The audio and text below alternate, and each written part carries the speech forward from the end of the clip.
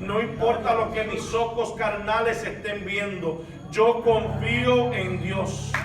No importa lo que esté experimentando, la oposición que se esté levantando, la guerra que el infierno esté tramando en mi contra para hacerme caer. Yo sé que Dios está en control.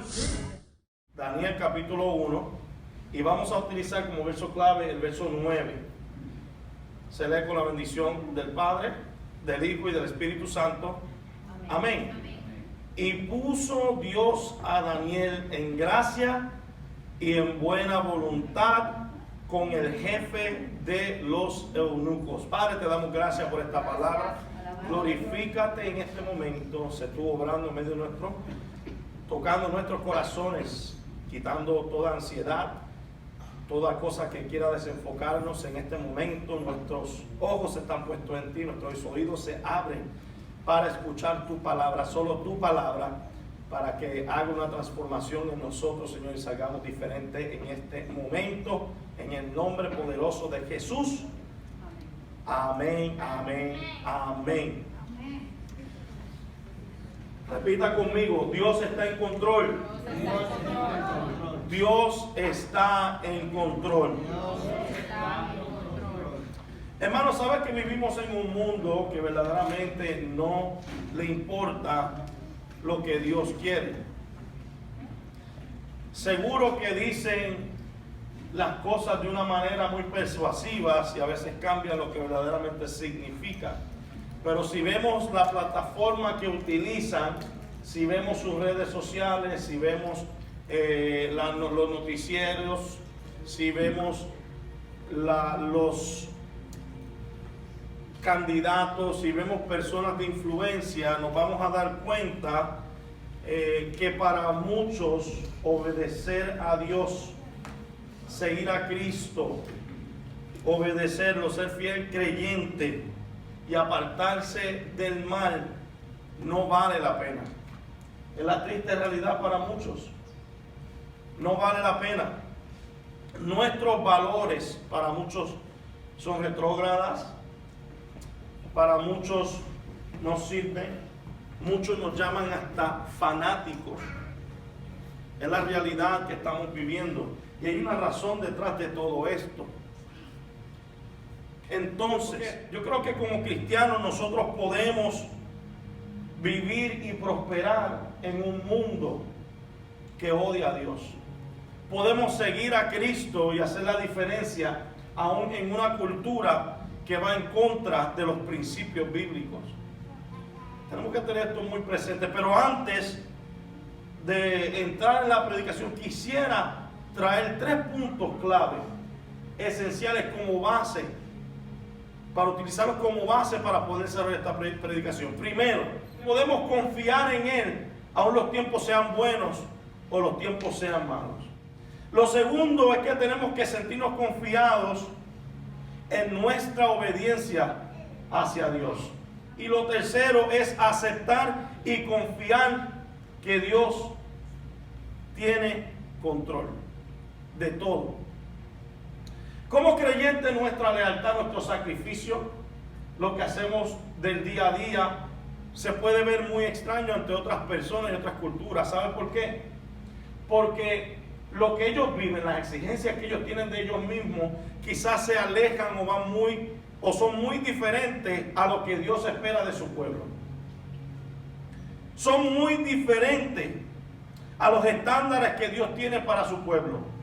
Esta tensión, esto es lo importante de reconocer, esa tensión que vive el pueblo de Dios de vivir en medio de una cultura que es tan extremista, puede llevarnos a comprometer nuestra fe. Puede hacer que comprometamos nuestros valores cristianos y bíblicos. ¿Por qué? Usted dirá, ¿pero por qué? ¿Cómo es posible? Sí, porque muchas veces lo que hacemos es callar cuando debemos hablar de nuestras convicciones, por el simple hecho de no causar una situación muy incómoda. Estas presiones, eso es lo que hacen. Entonces preferimos quedarnos callados a veces y no testificar ni decir ni que somos cristianos, ni que creemos en Dios, ni leemos la Biblia, por no causar una situación incómoda en los lugares quizás donde trabajamos, donde estudiamos, donde frecuentamos. Entonces, ¿cómo podemos mantenernos firmes en medio de una cultura que va en contra de nuestros principios como cristianos? Sabemos que Dios tiene control de todo, pero nuestras circunstancias a veces en las cuales nos enfrentamos nos llevan a pensar lo contrario, ya sea por errores que hemos cometido, cosas que hemos experimentado, nos llevan a pensar que Dios no está con nosotros, y podemos imaginar que es lo mismo que experimentaba el pueblo de Dios en ese tiempo que fue llevado cautivo, que estaban en el exilio. Sabemos que fue algo que ocurrió por su propia decisión, consecuencias que estaban viviendo. Y a nosotros también nos puede pasar que estemos viviendo situaciones en las que nos hagan pensar que Dios no está con nosotros, que Dios está muy lejos. Y pudiéramos imaginar que eso fue lo mismo que experimentó Daniel con sus amigos en ese tiempo cuando fueron llevados a cautiverio. Por eso hoy, a través de esta historia de Daniel y sus amigos, veremos y recordaremos que tener fe en Dios y confiar en Dios en estos tiempos vale la pena. Mientras el mundo te está diciendo que ser cristiano está fuera de moda, que es retrógrada, mira, yo creo todavía en la dignidad. Y aunque el mundo y la presión del mundo me quiera hacer ver lo contrario, y me quiera hacer pensar que lo que ellos piensan es normal para que me ajuste a su ideología, yo creo que creer en el Señor todavía vale la pena. Y eso fue lo que vivió Daniel en sus tiempos, y es lo que vivimos nosotros en estos días. Por esto esta historia del primer capítulo de Daniel es tan relativa a lo que nosotros estamos viviendo en estos tiempos. La maldad está incrementando. A lo bueno le dicen malo y a lo malo le dicen bueno. Quieren ajustar leyes a sus estilos de vida y quieren generalizar todo lo que ellos creen como una verdad. No es posible. Yo no vendo mis valores, ni los intercambios por nada, ni pensamientos muy extremos que solamente quieren alejar a la creación de su creador. Amén. Por eso queremos ver esta historia. Y vamos a ver la historia de Daniel y sus compañeros en Babilonia. Leemos en el primer capítulo, del verso 1 en adelante. En el año tercero del reinado de Joacim, rey de Judá, vino Nabucodonosor, rey de Babilonia, a Jerusalén y la sitió. Y el Señor entregó en sus manos a Joacim, rey de Judá, y parte de los utensilios de la casa de Dios, y las trajo a la tierra de Sinar, a la casa de su Dios, y colocó los utensilios en la casa del tesoro de su Dios. Y dijo el rey a Aspenas, jefe de sus eunucos, que trajese de los hijos de Israel, del linaje real de los príncipes, muchachos en quienes no hubiese tacha alguna, de buen parecer, enseñados en toda sabiduría, sabios en ciencia y de buen entendimiento, e idóneos para estar en el palacio del rey, y que les enseñase las letras y la lengua de los caldeos. Y les señaló el rey ración para cada día de la provisión de la comida del rey y del vino que él bebía, y que los criase 3 años, para que al fin de ellos se presentasen delante del rey. Entre estos estaba Daniel, Ananías, Misael y Azarías, de los hijos de Judá. A estos el jefe de los eunucos puso nombres. Puso Daniel a Belsasar, a Daniel Belsasar, a Ananías Sadrach, a Misael Mesac y a Azarías Abednego. Ahora, la historia de este capítulo o de este libro de Daniel comienza con una derrota, y comienza con Daniel siendo llevado cautivo. Recordemos que esto quizá no fuera a haber tomado por sorpresa, pues Dios venía tiempo tras tiempo avisándole a su pueblo, hablándole con voz profética sobre las cosas que habían de acontecer. Si bien nos recordamos en Isaías 39:7, Isaías mismo le dijo al rey Ezequías que de los hijos desde los que él había engendrado iban a ser tomados, iban a llegar a ser eunucos en el palacio del rey de Babilonia. Lo vemos en Isaías 39:7, dice: de tus hijos que saldrán de ti y que habrás engendrado tomarán y serán eunucos en el palacio del rey de Babilonia. Y ellos fueron de los que el rey Nabucodonosor escogió para que fueran enseñados, para que fueran instruidos, para servir en su palacio. Ahora, ellos fueron obligados a asimilarse a una nueva cultura, a unas nuevas leyes, a diferentes mandatos. Imagínese usted eso. Y tenían que, entre comillas, seguir unas dietas o comer unas cosas específicas que el rey quisiera que ellos comieran. Aún si se oponía o iba en contra de lo que Dios había establecido.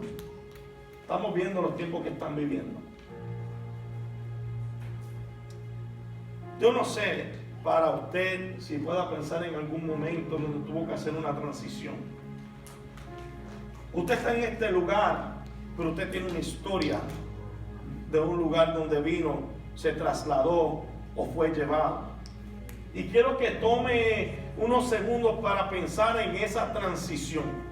Que tome unos segundos para pensar en ese momento que usted tuvo que abandonar quizá su vida, abandonar quizá su niñez, abandonar todo lo que usted tenía por llegar hasta este lugar donde usted se encuentra.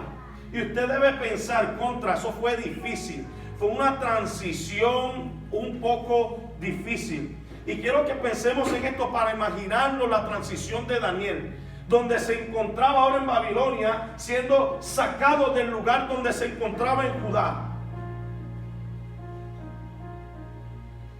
Las transiciones siempre son difíciles.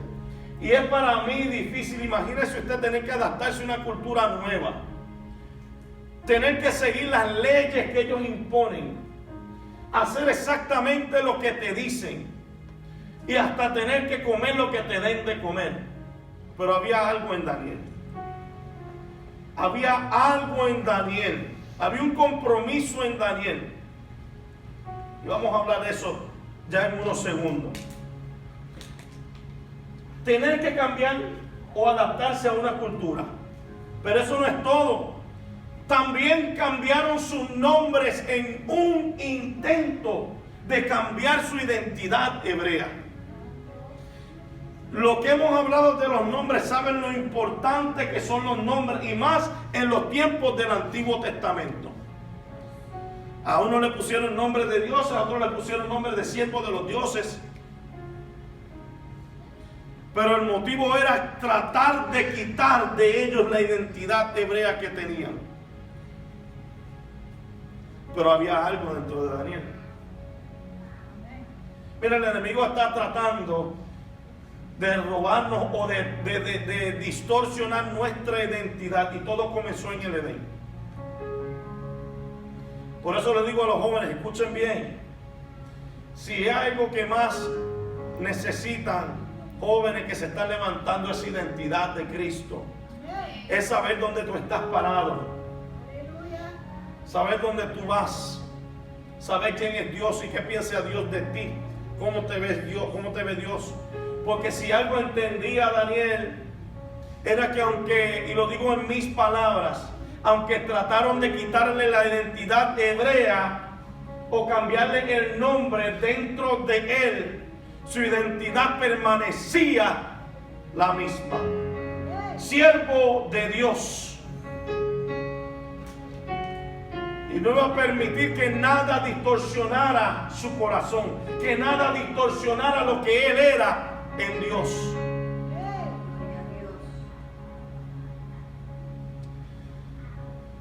Por eso cuando él fue capturado, Él tenía muchas razones de tener miedo.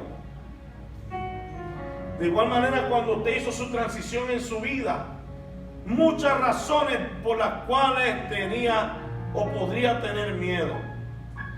Pero ¿sabes qué? Aunque su pueblo fue llevado en cautiverio, aunque ahora tenía que adaptarse a una cultura diferente, su nombre y su identidad su nombre fue cambiado, su identidad fue tratada de ser distorsionada, y fue elegido para servir ante un rey que no le creía a Dios. Con toda esta presión, Daniel pudo tirar los guantes. Daniel pudo decir: me doy por vencido. Daniel pudo decir: doblo rodillas ante este rey. Daniel pudo decir: ok, whatever, estoy aquí, me tienen con vida, voy a ser agradecido, voy a hacer exactamente como digan. Pero Daniel se opuso. Daniel dijo: yo todavía creo que servirle a Dios vale la pena. Yo todavía creo que Dios está en control. Eso es lo que debió haber estado pensando Daniel. Yo seré joven, pero aún siendo joven tengo valores. Aún siendo joven tengo dignidad. Aún siendo joven creo en el Dios creador de los cielos y de la tierra. Es que no se trata de edad, se trata de compromiso. No se trata de inteligencia, se trata de obediencia a Dios, aquel que te sacó de las tinieblas a su luz admirable. Es que a veces nos creemos los más cheches hasta que pasamos momentos donde nos encontramos entre la pared, pero es para que podamos poner nuestros ojos y nuestra mirada en el Señor. Y Daniel entendía muy claramente dónde él estaba parado. Confiaba que Dios estaba en control. Y sabe que con todo propuso en su corazón no contaminarse. Leemos del 8 en adelante: y Daniel propuso en su corazón no contaminarse con la porción de la comida del rey, ni con el vino que él bebía. Pidió por tanto al jefe de los eunucos que no se le obligase a contaminarse. Y puso a Dios, a Daniel en gracia y en buena voluntad con el jefe de los eunucos. Y dijo el jefe de los eunucos a Daniel: temo a mi señor el rey, que señaló vuestra comida y vuestra bebida, pues luego que él vea vuestros rostros más pálidos que los de los muchachos que son semejantes a vosotros, condenaréis para con el rey mi cabeza. Entonces dijo Daniel a Melzar, que estaba puesto por el jefe de los eunucos sobre Daniel, Ananías, Misael y Azarías: te ruego que hagan la prueba con tu siervo por 10 días y nos den legumbres a comer y agua a beber. Compara luego nuestros rostros con los rostros de los muchachos que comen la ración de la comida del rey, y haz después con tu siervo según veas. Consintió pues con ellos en esto, y probó con ellos 10 días. Y al cabo de los 10 días pareció el rostro de ellos mejor y más robusto que el de los otros muchachos que comían de la porción de la comida del rey. Así pues Melzar se llevaba la porción de la comida de ellos y el vino que habían de beber, y les daba legumbres. A estos 4 muchachos Dios les dio conocimiento e inteligencia en todas las letras y ciencias. Daniel tuvo entendimiento en toda visión y sueños. Pasados pues los días, al fin de los cuales había dicho el rey que todos los trajesen, el jefe de los eunucos los trajo delante de Nabucodonosor, y el rey habló con ellos y no fueron hallados. Escuche bien: no fueron hallados entre todos ellos otros como Daniel, Ananías, Misael y Azarías. Así pues, estuvieron delante del rey. En todo asunto de sabiduría e inteligencia que el rey les consultó, los halló 10 veces mejores que todos los magos y astrólogos que había en todo su reino. Y continuó Daniel hasta el año primero del rey de Ciro. Mira, esto puede ser más complicado de lo que parece. Daniel estaba dentro de una cultura que iba en contra de sus principios. A él solamente abrir su boca para decirle, por favor, no me des comer eso, era razón para que lo fusilaran. Era razón para que lo presentaran delante del rey. ¿Para qué? Para ser juzgado. Pero había algo dentro de Daniel. Había algo, Daniel tenía algo. Él no quería profanar su cuerpo con la comida que el rey le estaba ofreciendo. Y sabes que esto va mucho más allá. No había nadie que hubiera podido obligar a Daniel a hacer lo contrario. Porque lo que Daniel tenía dentro de él era tan poderoso. ¿Por qué? Porque fue instruido. Estamos hablando que el pueblo de Dios tenía unas instrucciones que venían desde Levítico, venían desde la ley de Moisés. Habían cosas que ellos se tenían que abstener de comer. Y vale la pena entrar en esta cuestión de la comida. Porque muchas personas, con todo respeto lo digo, se han quedado estancados en esta parte del Antiguo Testamento. Y ahora no se puede comer esto, no se puede comer lo otro. ¿Sabes qué? Que hay cosas, instrucciones que fueron dadas para el pueblo de Dios, para unos tiempos, con un propósito. ¿Y saben por qué lo digo? Porque 1 Corintios capítulo 10, verso 27, Pablo dice lo siguiente: coman todo lo que le pongan delante de ustedes, sin preguntar, a causa de la conciencia, por motivos de conciencia. Entonces tenemos que entender y leer esto, ¿no? Tomando en consideración dentro del contexto de la escritura del Antiguo Testamento, de Levítico, la ley de Moisés y todo eso, que había una palabra específica para el pueblo de Dios en esos tiempos. Pero ahora estamos en la gracia. Y a través de la sangre que Cristo derramó, a través de ese pacto se cumple la ley que no hombre podía cumplir. Porque Cristo no vino a abolir la ley, vino a cumplirla. La ley te mostraba, te exhibía tu pecado, lo pecador que eras, pero cuando Cristo vino a dar vida. Es interesante, ¿no? Pero el versículo 9 dice que Daniel se le dio favor de su supervisor, lo que lo ayudó a largo plazo. A mí lo que me encanta de Daniel es que va directo al jefe de los eunucos. Y le dice, oye, ¿tú crees que puedas cambiar lo que vamos a comer? Y él le dice, es que temo por mi vida, lo estoy parafraseando. Y Daniel tranquilo, sin ningún, no sé, porque él sabía que Dios estaba en control. Dios sabía que estaba en control. El que pide recibe. Por eso Daniel va a su supervisor de inmediato y le dice, ¿tú crees que puedas poner a prueba esto? Y así fue que lo halló. Así fue que Dios tocó el corazón de este supervisor inmediato para que lo pusieran a prueba. ¿Y qué creen? ¿Qué creen? ¿Qué creen? Después de 10 días, estaban más sanos. Tenían una mejor apariencia que los otros jóvenes. Estaban better good looking que los demás. Daniel no era cualquier persona. Daniel sabía dónde estaba parado y reconocía quién era Dios. Dios le dio gran comprensión de habilidades, de toda literatura, sabiduría. Y especialmente a Daniel lo comenzó a usar en sueños, que fue algo que benefició al rey eventualmente. Tenemos que ver que lo que Dios hace, lo hace bien. No importa qué gobierno se levante, no importa lo que estemos experimentando, qué mentalidad se esté levantando en estos tiempos, tenemos que confiar que Dios está en control. Sí vale la pena. Esta historia nos recuerda claramente que Dios está en control. ¿Y qué significa esto para todos nosotros? ¿Qué significa que Dios esté en control para todos nosotros?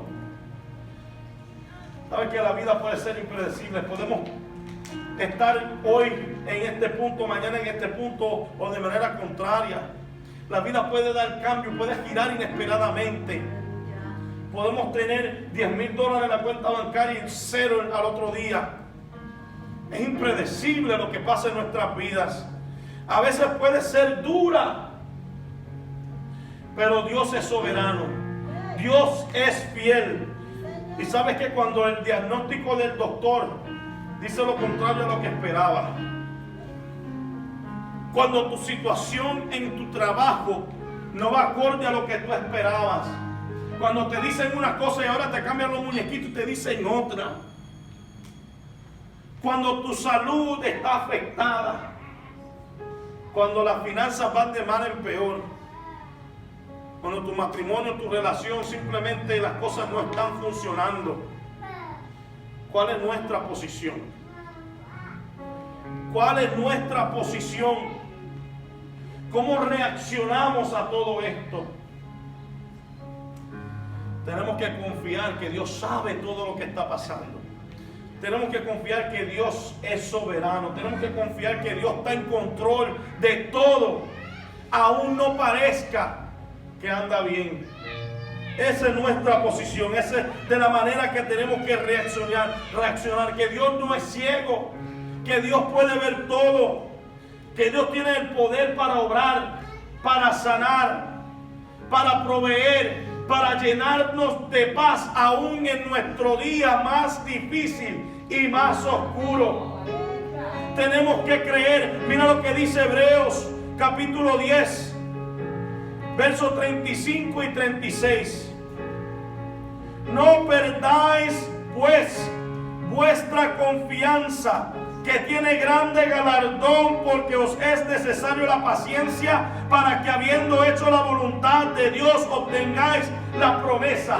Quiero concluir con esto. Vamos a estar puestos de pies.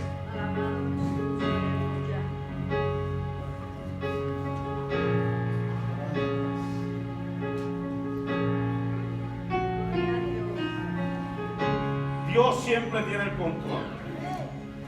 Dios es fiel y soberano. Aun cuando no lo parece, como en los tiempos que estaba viviendo Daniel, que podemos decir en nuestras palabras, el pueblo se sentía que Dios se había alejado, porque estaban viviendo las consecuencias del estilo de vida que ellos decidieron vivir. Pero ¿sabes qué? Yo sé que aún quedan personas como Daniel, que sin importar los tiempos que se estén viviendo, pueden decir: yo sé que tener fe en el Señor vale la pena. Amén. Yo sé que creer que Dios está en control vale la pena. No importa lo que mis ojos carnales estén viendo, yo confío en Dios. No importa lo que esté experimentando, la oposición que se esté levantando, la guerra que el infierno esté tramando en mi contra para hacerme caer. Yo sé que Dios está en control. Sí, porque Dios va a hacer justicia, y lo sabemos. Lo que tenemos que hacer es orar por misericordia para aquellos que se levantan en contra de nosotros, orar por el amor de Dios que toque los corazones de aquellos que nos tratan de levantar falsas acusaciones, orar para que Dios tome el control. Podemos encontrarnos en situaciones que estén fuera de nuestro control, sintiendo la presión de ajustarnos a ese pensamiento, a esa manera de vivir que nos afecta y nos aleja de Dios, en medio de esta cultura que se está levantando tan egoísta, tan egocéntrica, tan apartada de la verdad y que odia a Dios.